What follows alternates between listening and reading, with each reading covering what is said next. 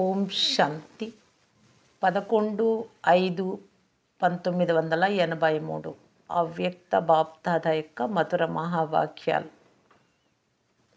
హే యువకులారా, విశ్వ పరివర్తన కార్యంలో నిమిత్తులుగా అవ్వండి. హెడ్డింగ్ ఇది. ఈరోజు బాప్దాద హంస ఆసనధారులైన హోలీ హంసల సభను చూస్తున్నారు.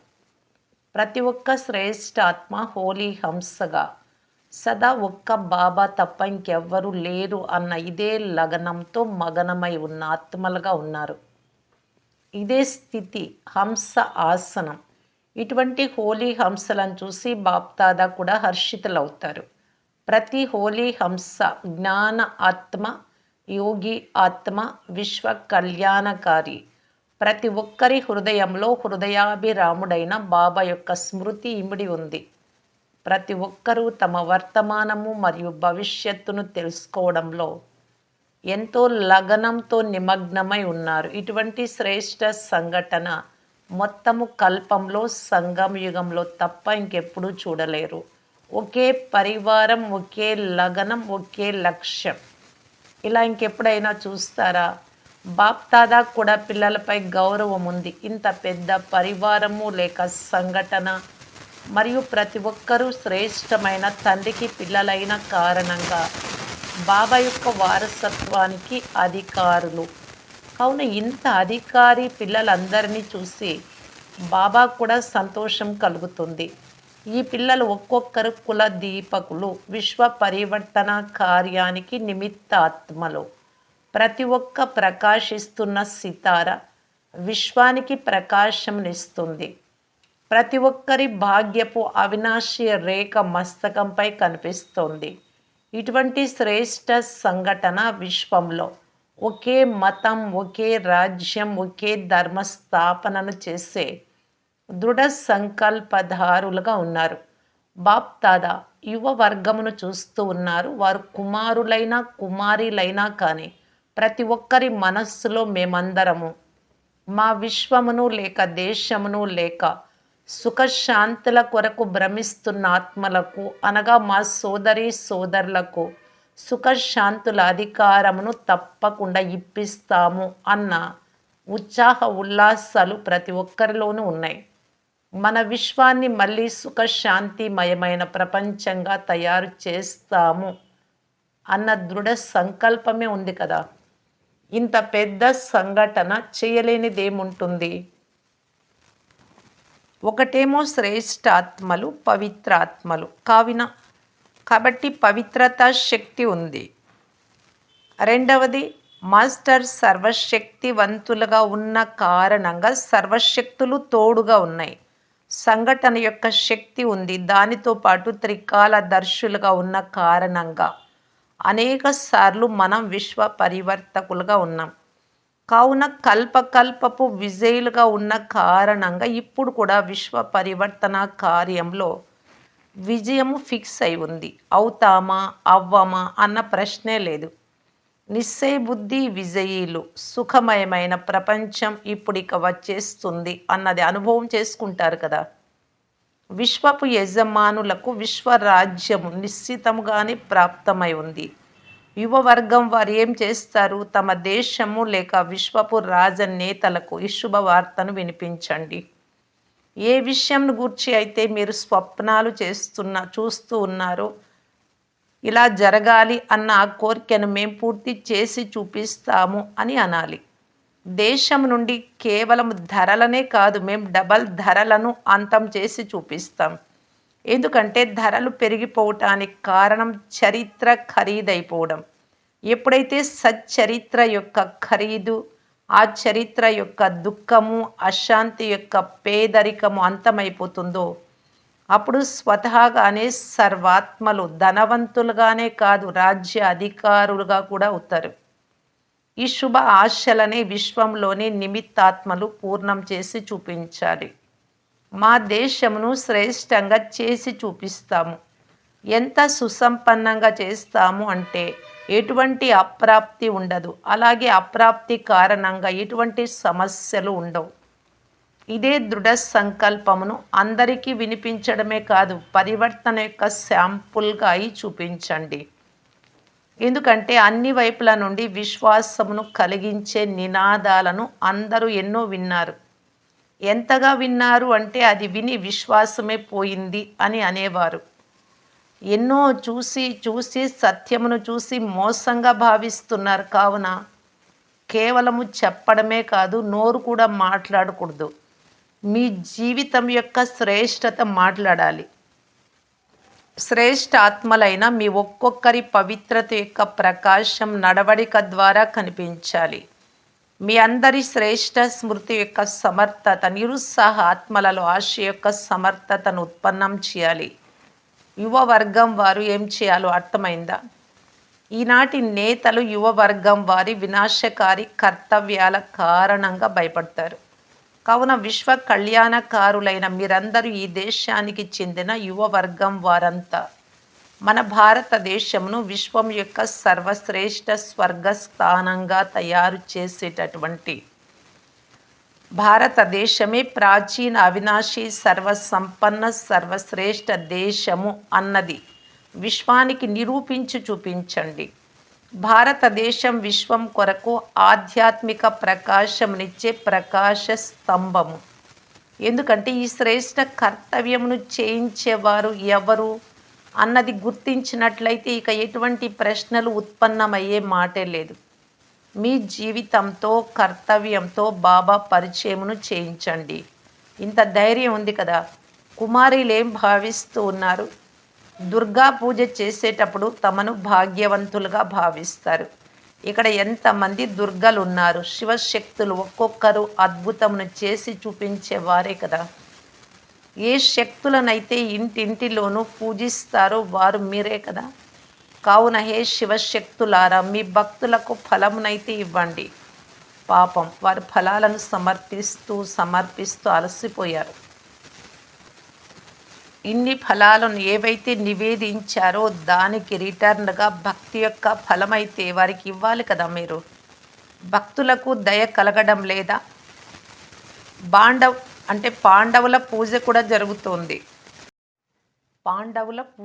జరుగుతోంది. ఈ రోజుల్లో మహావీరుడైన హనుమంతుడి పూజ ఎంతగానో జరుగుతుంది. అలాగే విఘ్న వినాశకుడైన వినాయకుడి పూజ కూడా జరుగుతుంది. అందరూ శక్తి లభించాలి అనే కోరికతోనే భక్తి చేస్తున్నారు. ఇటువంటి భక్తాత్మలకు సర్వశక్తుల ఫలమునివ్వండి. సదాకాలికంగా విఘ్నాల నుండి అతీతంగా ఉండే సహజ మార్గమును తెలియజేయండి. అన్ని ఆర్తనాదాల నుండి విడిపించి ప్రాప్తి స్వరూపులుగా తయారు చేయండి. ఇటువంటి సేవను యువ వర్గం వారు చేసి చూపించండి. అర్థమైందా? అచ్చా. సదా తమ శ్రేష్ఠ జీవితం ద్వారా అనేకుల జీవితమును తయారు చేసే సర్వ భారత్ వాసీల శ్రేష్ఠ సుఖమయ ప్రపంచపు శుభ కామనను నెరవేర్చే ఇంటింటిలోనూ శ్రేష్ఠ చరిత్ర యొక్క దీపమును వెలిగించే సదా అప్రాప్తి ఆత్మలకు ప్రాప్తిని కలిగించే ఇటువంటి దృఢ సంకల్పధారి నిశ్చిత విజయీ శ్రేష్ఠ ఆత్మలకు బాప్దాదాల ప్రియ స్మృతులు మరియు నమస్తే. కుమారులపై బాప్దాదాకు సదా ఎన్నో ఆశలున్నాయి. కుమారులు విశ్వాన్ని మార్చగలరు. కుమారులందరూ దృఢ సంకల్పదారులుగా ఈ ముందుకు వెళ్తూ ఉన్నట్లయితే ఎంతో అద్భుతమును చేయగలుగుతారు. మీరు అద్భుతమును చేసే కుమారులే కదా. చూడండి, బాప్దాదా వద్ద ఆటోమేటిక్గా ఫోటో వెలువడుతుంది.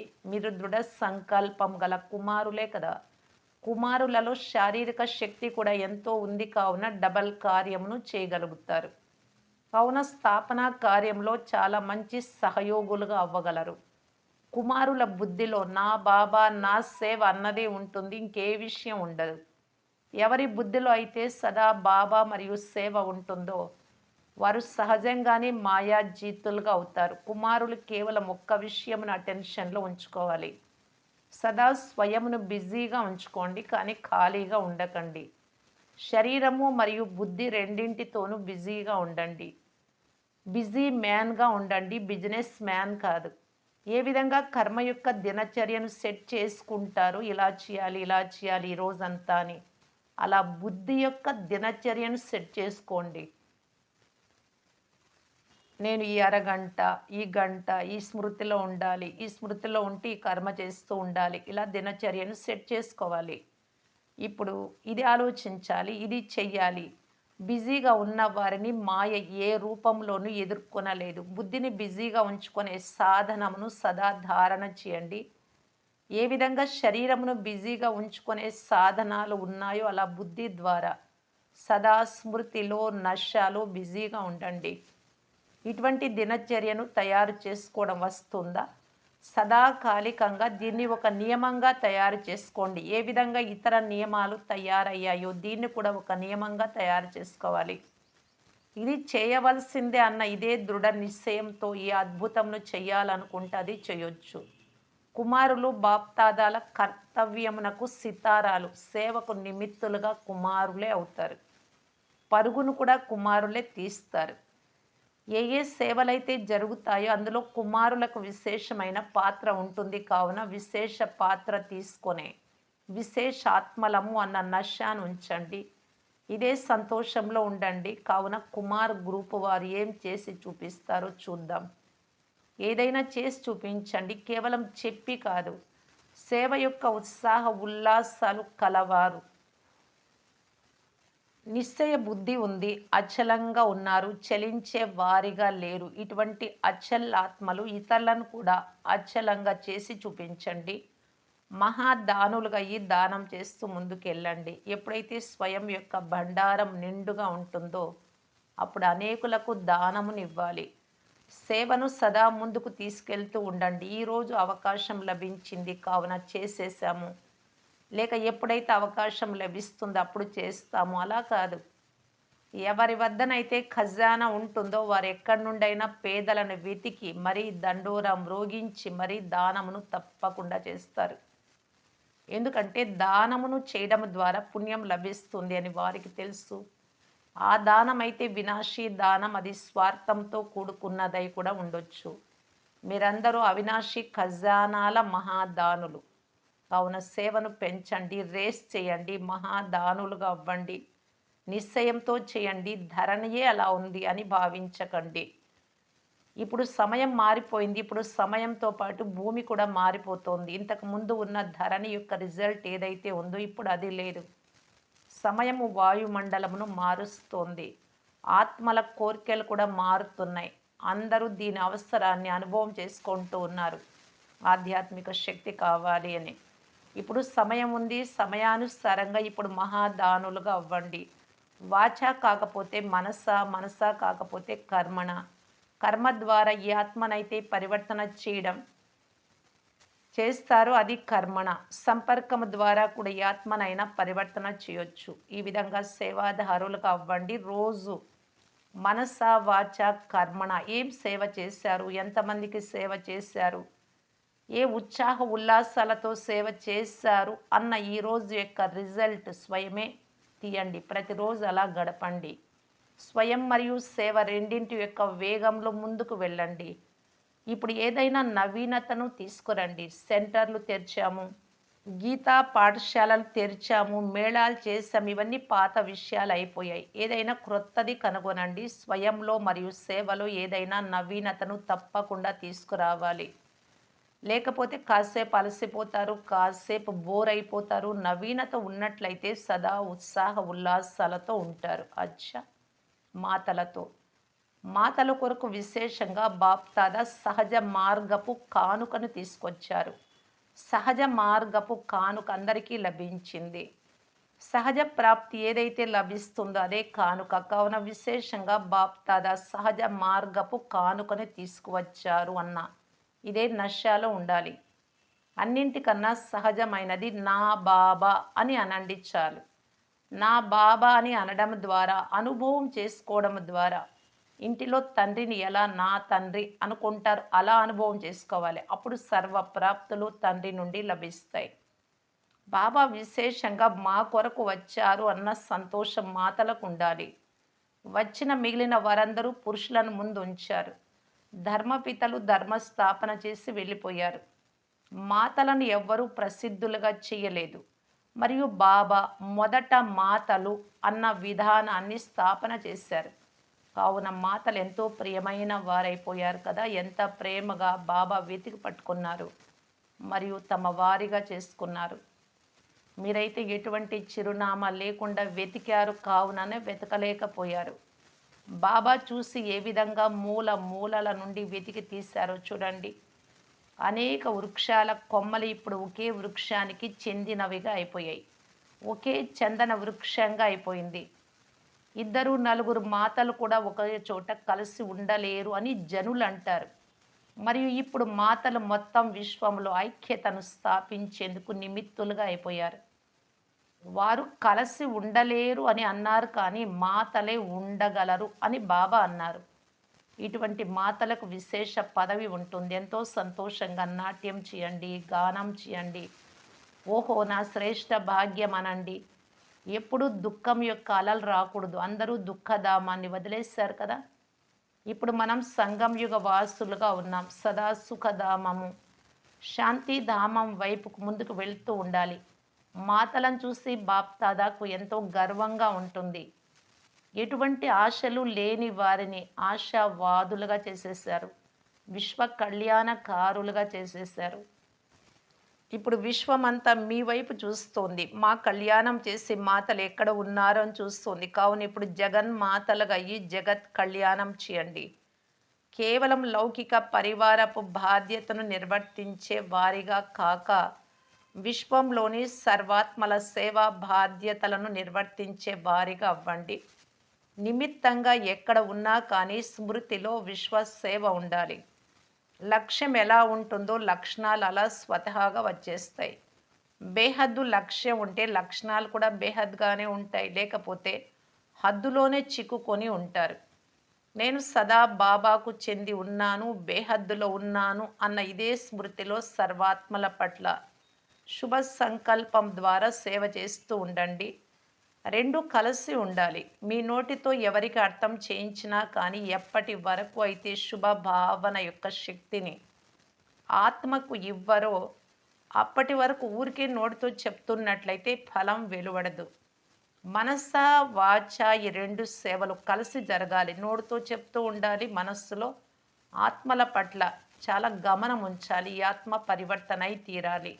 ఏ పాయింట్ అయితే బాబా చెప్తున్నారో అది ఆత్మ కొరకే. ఆత్మ అలాగా నడుచుకొని తీరాలి. ఇలాంటి శుభభావన. కేవలం సందేశంలు ఇచ్చే వరకు కాదు. లేకపోతే కేవలం ఆహా అంటూ వెళ్ళిపోతారు వారు కూడా బాగుంది అని. మనసా సేవ తోడుగా జరిగినట్లయితే బాణం తగులుతుంది. వారికి నాటుకుంటుంది మీరు చెప్పేది. మాతలు సేవా మైదానంలోకి రావాలి.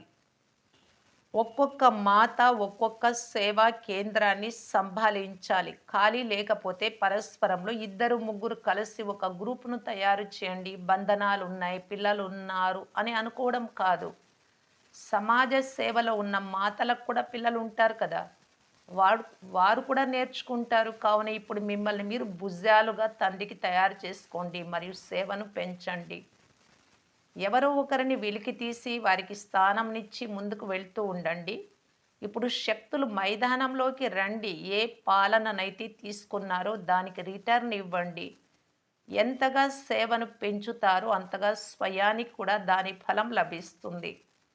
వర్తమానం కూడా శక్తిశాలిగా ఉంటుంది. మరి భవిష్యత్ అయితే తయారయ్యే తీరుతుంది.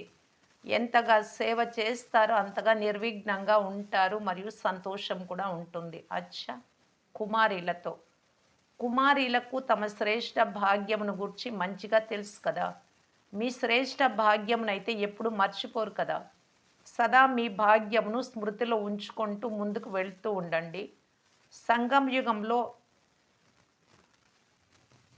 లిఫ్ట్ యొక్క గిఫ్ట్ కుమారీలకు లభిస్తుంది. ఎందుకంటే కుమారి జీవితం చింతల నుండి అతీతమైన జీవితం.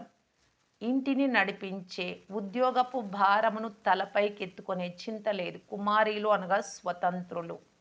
స్వతంత్రత అందరికీ ప్రియం అనిపిస్తుంది. అజ్ఞానంలో కూడా తాము స్వతంత్రంగా ఉండాలి అన్న లక్ష్యమే అందరికీ ఉంటుంది. కావున నేను స్వతంత్రాత్మను అన్న ఈ స్వతంత్రత యొక్క వరదానం మీ అందరికీ లభించింది.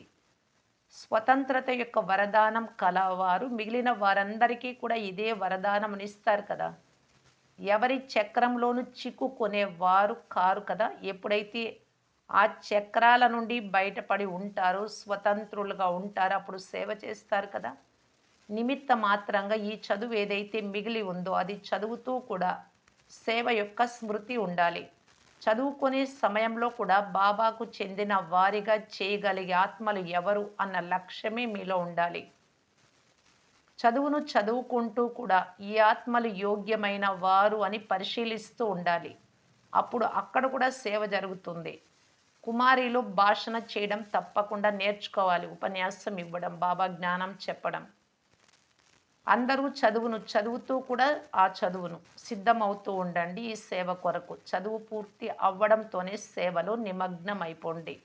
ఓం శాంతి.